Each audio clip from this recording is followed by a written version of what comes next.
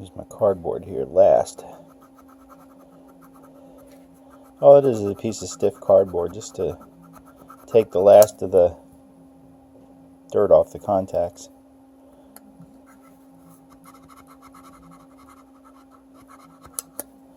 Now these carry 220 volts and about 22 amps of current, these last two for the heat.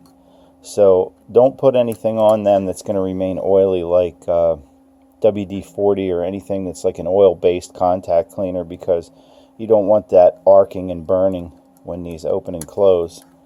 They really should be dry. So now what I'm going to do, so this little notch doesn't get any worse, is I'm going to take this programming wheel and have some Lubriplate, which is just a white lithium grease that I like to use for some different things, and just put it on these lobes. Don't get crazy, you don't want it all over the place and making a mess, but on the lobes of these programming wheels for this timer, or programming cams, however you want to say that, put a little bit of grease on them, so hopefully they won't dig into those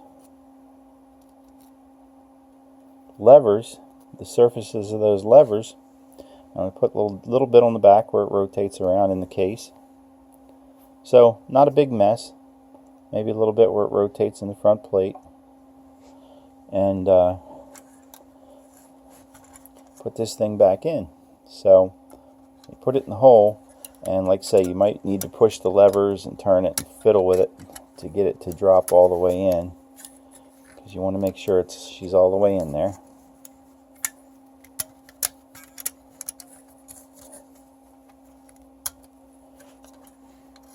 And I can see I'm not on this bottom one yet. There we go. There she is.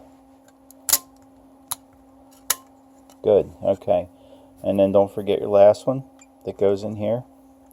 And this tang here must press on this fourth contact up here. So don't do it wrong and put it behind or in between those two contacts. That's wrong. You want it to be in front of this fourth contact lever, so that when the cam comes around, it can press these together. If you put it in between the two, then that's going to be wrong and it won't work right. So you can see I'm not all the way down yet, so I have to push. There it is, popped in. So it's riding on that purple one on top. Sorry, this camera is just not focusing like I'd like.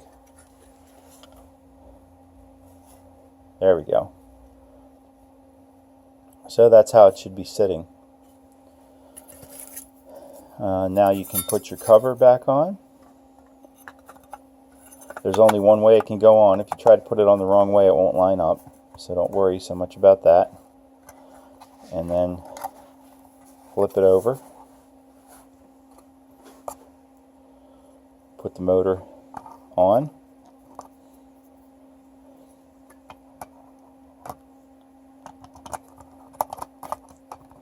Only one way the motor can go on. Also, just kind of work it till the teeth line up.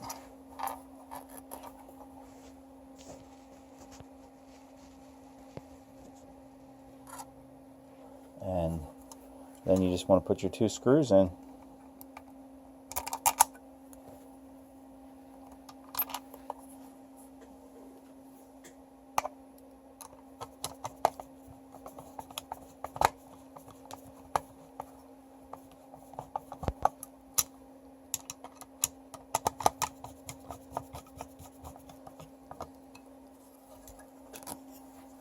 Put the knob on there and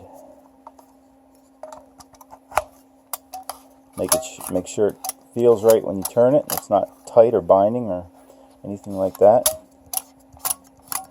And now, when you put it back in the dryer, it should work properly. I've probably done about 10 of these like this, and never had a problem with anything coming back. So I hope that helps someone, and hopefully they'll save themselves $100+ on a replacement timer just by fixing that lever in there.